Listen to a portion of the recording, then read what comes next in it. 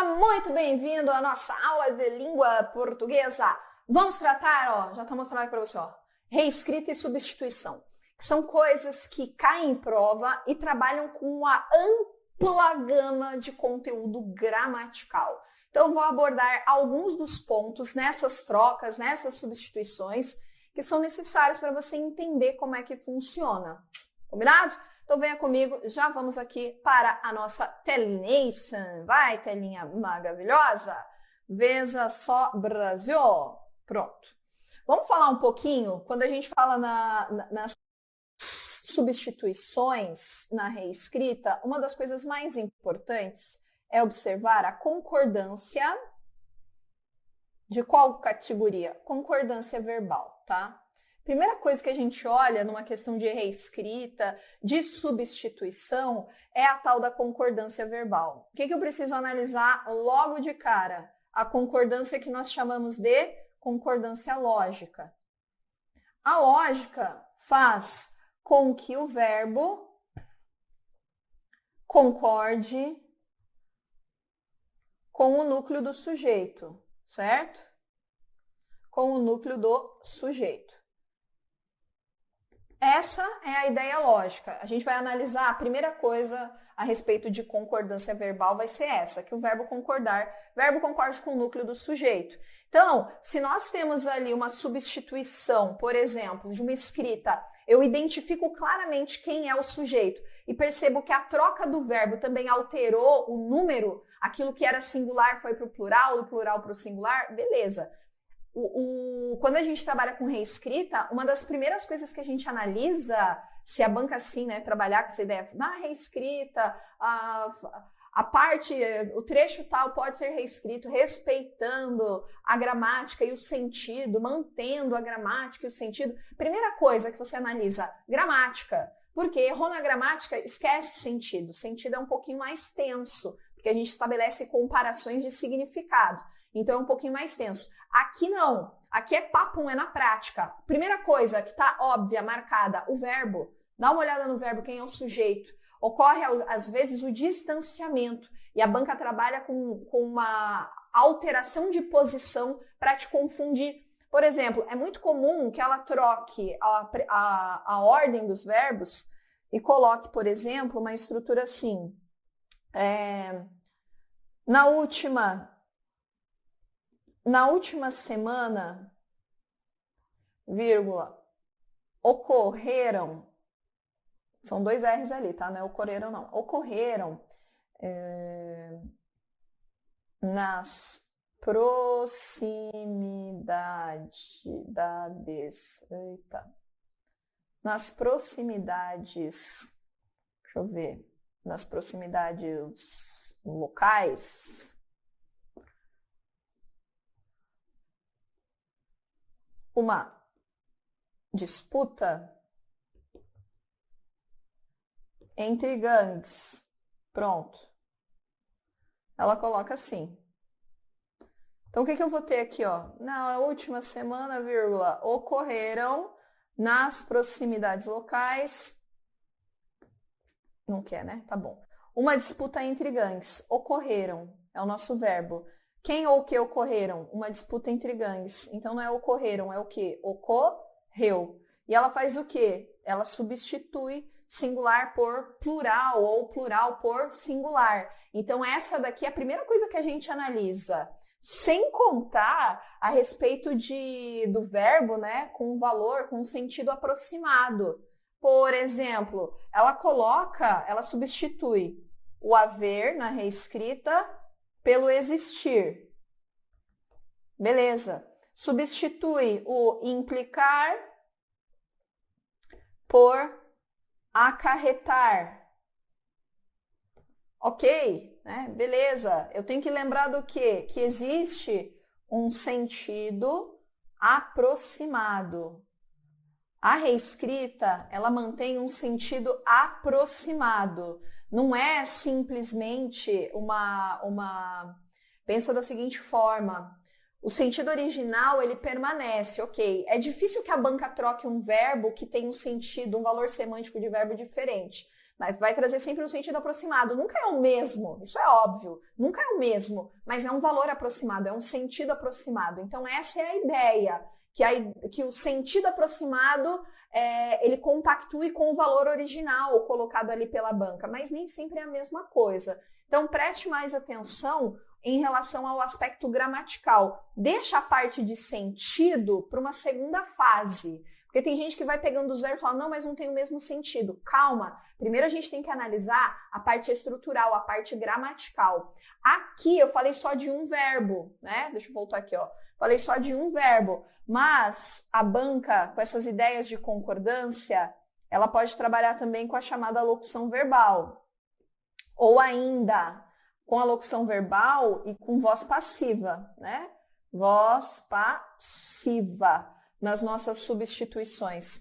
Por exemplo, em uma escrita de locução verbal, ela pode colocar da seguinte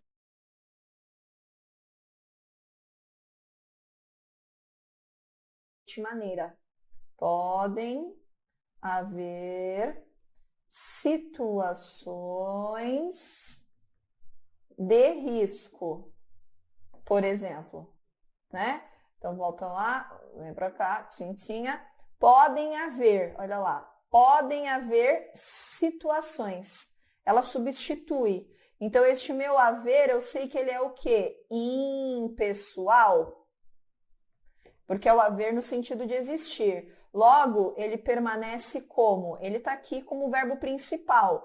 Mas, mesmo como verbo principal, a essência dele é aquela do singular. O que faz o quê? O que contamina o verbo auxiliar. Portanto, não pode ser esse podem, tem que ser o nosso pode. Isso daqui ela troca. Qual que é a outra substituição que ela faz? A outra substituição na nossa voz passiva. Por exemplo, a menina foi encontrada. A menina foi encontrada e encontrou-se a menina. Eu vou ter as duas possibilidades aqui, né, gente? Então, ó, foi encontrada é minha voz passiva analítica e o encontrou-se, voz passiva sintética. Então, o que eu vou ter aqui? É a mesma informação. Ela utiliza essa palavra. Para quê? Para dizer para a gente que a ideia colocada ali, gente, a ideia colocada ali permanece. A ideia permanece. Qual vai ser a diferença? A diferença é que na voz passiva analítica, quando a gente tem a menina foi encontrada, é que aqui eu não coloquei um agente da passiva. Mas a gente destaca esse que sofreu a ação e deixa em segundo plano quem praticou. Quando a gente tem só o encontrou-se a menina, a gente está enfatizando, claro, continua a trazer a ideia aqui de que quem sofre a ação é que está mais em evidência, mas a ação é mais evidenciada, a prática, o ato é mais evidenciado. Existe uma diferença pequena de sentido entre elas, mas não é de sentido de significar outra coisa, mas de se enfatizar outra coisa. A banca não cobra isso de modo descontextualizado ou de qualquer jeito, não. Se ela for cobrar isso, ela vai dizer especificamente. Teve uma prova de 2013, 2014, se não me engano, em que ela falou, em que Banca CESP trouxe especificamente uma substituição de voz passiva analítica para voz passiva sintética. E nessa questão ela dizia que, ainda que gramaticalmente estivesse correta, a enfatização daquele que sofre a ação é diferente, pode ser percebida, é notada. Verdade? Por qual razão? A gente vai ter aí um destaque maior para quem sofre a ação e não para quem pratica. Então, a alteração trouxe essa mudança. Então, ela pergunta especificamente. Ela não vai deixar aberto assim, tá? E mesmo que apareça, se tem mudança de sentido, não tem mudança de sentido. O ato, a ação, o fato não mudou, continua a ser a mesma situação, tá? Então, essa daqui é uma situação muito pontual, tá? Você precisa só tomar cuidado com alguns pontos. Agora, vamos falar um pouquinho, peraí, sobre a concordância concordância nominal na reescrita, naquilo que a pessoa erra, inclusive em redação. Que tipo de concordância? Vamos pegar aqui, ó. Vou pegar um exemplo aqui, comum. É necessário. É necessário. Você vai falar, pô, mas aí tem verbo. Tem, né? Tem verbo sim. Mas não é sobre o verbo que eu quero falar, não. Por exemplo, é necessário atuação do Estado. É necessário a atuação do Estado. Aí a banca vai reescrever e coloca: é necessária atuação do Estado. E aí eu pergunto para você, dá para ser assim? Não dá. Por qual razão? O meu necessária aqui. Teria que ser necessário mesmo, do jeito que está aqui. Você vai falar, pô, mas aqui é ela, a atuação. Opa! Só poderia ser assim, ó. Se fosse necessária, né? É necessária a atuação. Então, essa flexão só vai acontecer aqui se eu estiver com um artigo que acompanha o substantivo, tá? Caso contrário, isso não pode acontecer. E por que eu tô falando isso? Gente, assim, muita gente erra isso em redação, se você quer saber. É necessária a atuação, aí beleza, a atuação. Agora, é necessário, o contrário também acontece. É necessário a disposição da população. Não, é necessário algo. Agora, se for necessária, tem que ter o artigo acompanhando o substantivo. E isso serve, abre aqui, ó. E isso serve, gente, para necessária, vamos colocar aqui, ó. É necessário, é bom, por exemplo, ó. É boa a situação do governo, por exemplo. Ou ainda, vamos pegar outra cor aqui. A alegria, mudar a ordem, né? É boa para a saúde. A alegria é boa para a saúde. Agora, se eu não tiver, se eu tiver só alegria, como é que fica? Alegria é bom para a saúde. A alegria é bom para a saúde. Por qual razão? Porque eu não tenho o meu artigo, então fica bom. Quando eu tenho o artigo, fica boa. Então é bom, é necessário, todas essas, é proibido, ó. É proibido. Eu posso dizer, por exemplo, é proibido a entrada de animais? É proibido a entrada? Não dá. É proibida a entrada. Poderia ser, é proibido entrada de animais, sem o artigo, beleza. Mas se tem o artigo, é obrigado a colocar no feminino. É uma concordância, às vezes, besta, que passa na hora que você está escrevendo, inclusive. Porque, ó, sabe o que a banca faz? Ela distancia. É necessário, vírgula, dentre tantas outras medidas que estão sendo tomadas pelo Estado nos últimos meses, desde o surgimento da pandemia, vírgula. Eu até esqueci se eu falei necessária. Necessário. É necessário, vírgula, desde o surgimento,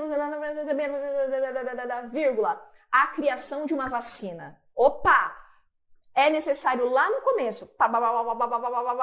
Aí a criação de uma vacina aqui no final, o cara olha e fala, está certo, já perdeu a referência, entende? Então cuidado, porque ela faz esse distanciamento, e aí você fica na dúvida se é ou se não é. CESP é capirotesca, ela faz esse tipo de coisa. Então preste atenção, é proibido, é necessário, é bom, são elementos aí que trabalham com a concordância e que é necessário é necessário, agora eu tô falando, né? Que é necessário fazer aí essa análise com calma, ok? Beleza. Agora, falamos da concordância verbal nominal, com relação às trocas, às substituições, não se esqueça do sentido do quê? Dos verbos. Quando a gente fala do sentido dos verbos, eu estou falando de ideia, de valor semântico. Por exemplo, a gente sabe que um pretérito perfeito, por exemplo, é uma ação concluída, certo? É uma ação concluída no passado, você sabe disso. Concluída, uma ação acabada. Agora, o pretérito imperfeito é uma ação no passado também, mas é uma ação que poderia ser habitual, repetitiva, constante no passado. Então, ó, um exemplo, a banca coloca assim, a escravidão,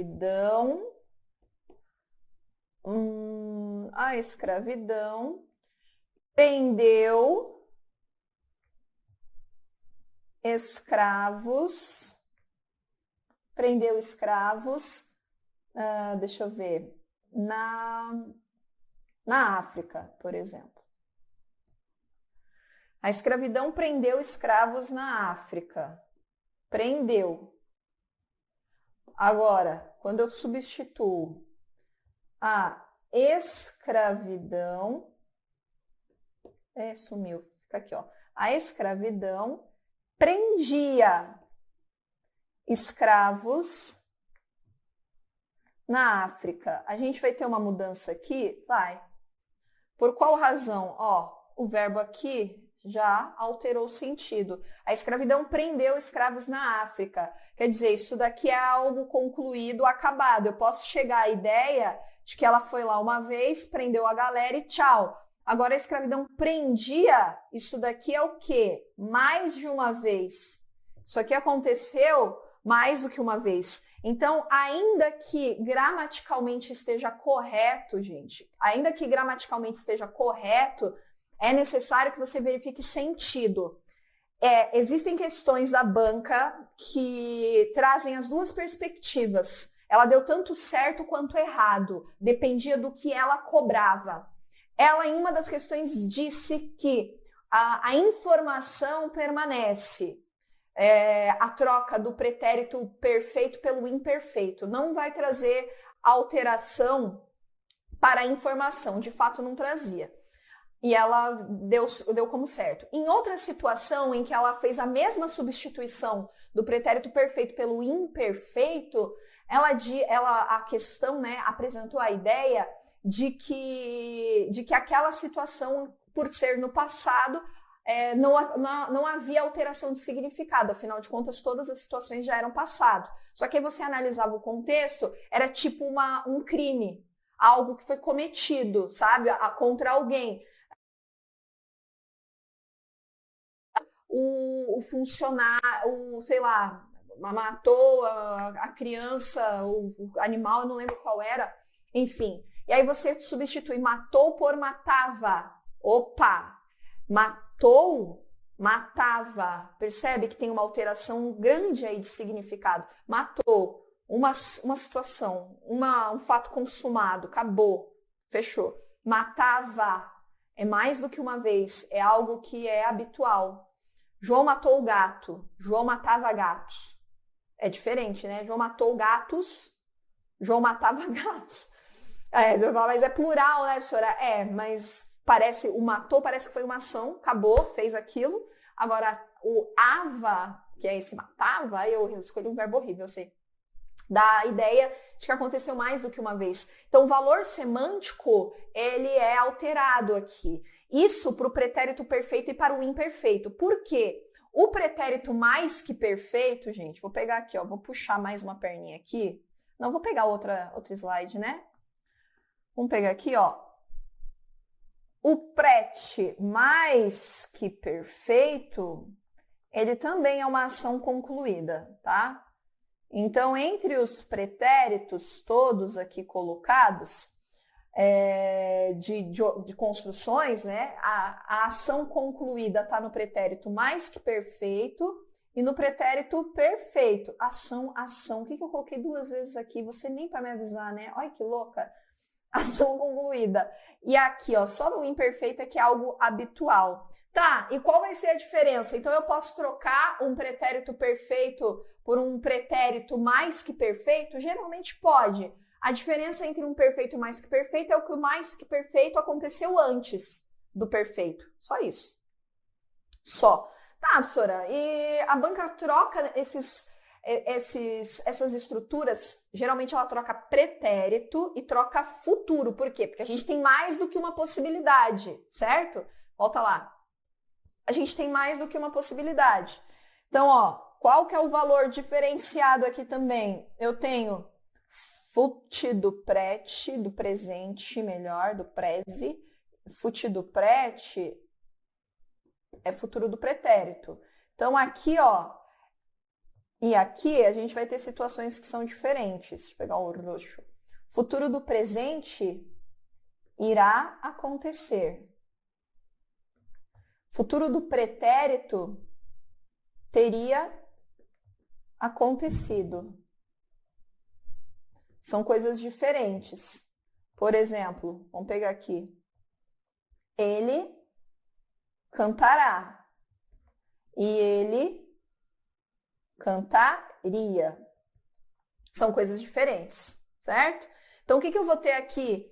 Alteração com relação, inclusive, à ação. Aqui é uma diferença bem grande. O cantará, você vai falar, mas futuro a gente não pode ter certeza de futuro, professora. Futuro é só no fundo, né? Futuro a Deus pertence, nananá. Mas é por que chama futuro do presente? Justamente porque no momento da fala, aquilo é uma verdade, aquilo vai se concretizar. Agora, futuro do pretérito, ele é amarrado a um pretérito, algo que já não deu certo, algo que já passou. Então, ele surge como uma possibilidade para aquilo que já não tem mais como mudar, percebeu? Então, é um futuro que está amarrado em um passado, que não aconteceu. Falaria, encontraria, estudaria, passaria, justificaria, dormiria, cantaria. Tá vendo? Tá tudo amarrado em algo que não foi. Então, por isso que ele é hipotético, tá?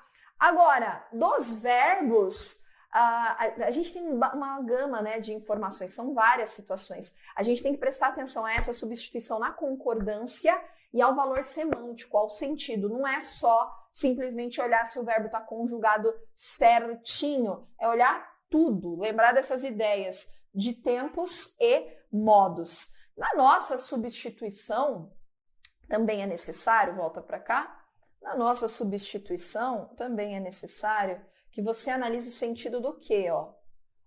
O sentido dos advérbios. Por qual razão? Ó, advérbio é um termo, é um elemento acessório, que a gente troca o lugar dele, ele não faz falta, ele passa a exercer a mesma função em outro contexto ali e tal. Mas você tem que lembrar do seguinte, o advérbio, ele é termo modificador. Ele pode modificar advérbios, verbo ou adjetivo. E às vezes até toda uma expressão, toda uma estrutura. Ele pode fazer todas essas alterações.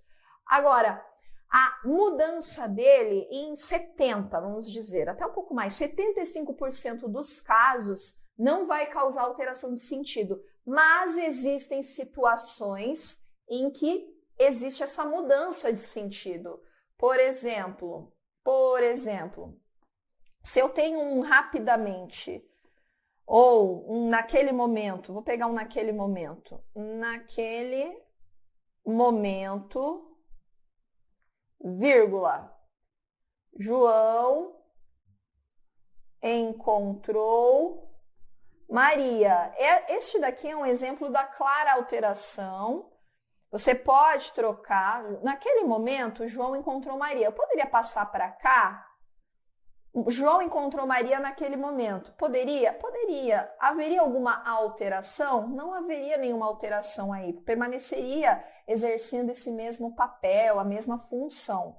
Agora, se eu troco isso daqui, vamos pensar em uma outra estrutura. João disse rapidamente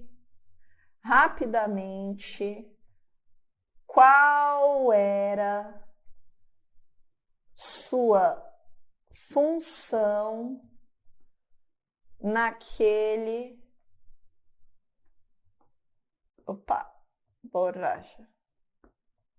naquele lugar. Então eu tenho aqui um rapidamente. João disse rapidamente. Tá vendo que esse rapidamente está relacionado ao verbo? Ele está trazendo aqui uma alteração de sentido para o verbo, certo? João disse como, isso aqui é o modo. O modo do quê? O modo da fala do João, foi rápida, certo? O João disse rapidamente qual era a sua função naquele lugar, quer dizer, ele falou rapidinho para a pessoa que estava ali. Agora, eu poderia mudar essa posição. João disse qual era sua função naquele lugar rapidamente. Vai sumir aqui. Não sumiu. João disse qual era a sua função naquele lugar rapidamente. Aqui, vamos pegar o preto agora. Ainda a gente consegue até que estabelecer uma relação com o disse, né? João disse qual era a sua função naquele lugar rapidamente, mas já ficou distante. A gente precisa ter um pouquinho mais de cuidado para conseguir enxergar. Mas eu não posso colocar em todo e qualquer lugar. João disse qual era a sua função naquele, vírgula, rapidamente, vírgula, lugar. Naquele, vírgula, rapidamente, lugar? Pode? Não, primeiro que naquele lugar já é um advérbio, né? Agora, eu poderia colocar aqui no meio? Não poderia. Quer dizer que eu não posso deslocar, colocar em qualquer posição, certo? João disse qual era a sua função rapidamente naquele lugar. Poderia colocar aqui também, rapidamente naquele lugar? Aí eu já tenho alteração de sentido, porque ele passa a exercer função naquele lugar. Então, o que eu tenho que avaliar aqui? Não é simplesmente achar que o advérbio ele vai exercer função só em um termo e que aquela função ele continua a exercer em qualquer posição que ele esteja na construção. Não, a gente tem questões claras em que a alteração do advérbio vai inclusive alterar, vai modificar em quem ele está estabelecendo essa relação. Então é necessário que você avalie sempre contexto. Não é porque o cara é advérbio que é fácil. Todo mundo acha que porque é advérbio é fácil. Não é assim, não. Ok, Brasil, ok, vamos lá. E para a gente encerrar essa parte aqui, a gente já falou das conjunções. Uma questão importante que eu devo destacar aqui para você diz respeito à oração desenvolvida nas nossas trocas, né, nas reescritas. Oração desenvolvida e oração reduzida. Por qual razão? Cara, isso daqui tá caindo bastante. A banca coloca uma reduzida no lugar de uma desenvolvida e vice-versa. Por exemplo, o bolo que foi feito por Maria é bom. Então eu tenho aqui, que foi feito por Maria é bom. Percebeu? Oração desenvolvida. Eu tenho aqui o meu conectivo, meu verbo conjugado, tá aqui, tá tudo certo. Eu poderia ter o bolo feito por Maria é bom. Então eu tenho uma alteração na escrita. O feito por Maria, no lugar do que foi feito por Maria, vai trazer o quê? A mesma ideia. Não vai ter nenhuma alteração, só que a gente vai tirando verbos da estrutura, a gente vai trazendo alterações, vai fazendo mudanças e isso causa dúvida. porque a oração desenvolvida geralmente ela é maior zona, né? A oração reduzida vai mudar inclusive verbo, porque você vai ter que ter um verbo na forma nominal, infinitivo, gerúndio, particípio. E aí pode ter uma preposição ou não. Então você tem uma estrutura já que se diferencia. Pô, inserir uma preposição. Opa, a professora me falou que inserção de preposição não é do nada, alguém que pede. Quem pediu? A oração reduzida. Ela pode pedir sim. Então a gente tem que cuidar, inclusive, dessas substituições. Aqui foi só um exemplo. E ó, este exemplo aqui é exemplo que já caiu em prova, porque a gente tem a oração, a subordinada adjetiva restritiva sem pontuação. A sua reescrita da reduzida continua sem pontuação. E para a gente entender e atribuir que aquilo lá se modificou, que foi essa alteração, pode trazer dúvida, porque não tem nenhuma marcação. Então a gente tem que prestar atenção nisso. E claro, testar em exercícios, com certeza. Por enquanto, ficam aí as nossas dicas. Nos vemos já, ó, no próximo encontro. Falou, valeu! Tchau, tchau.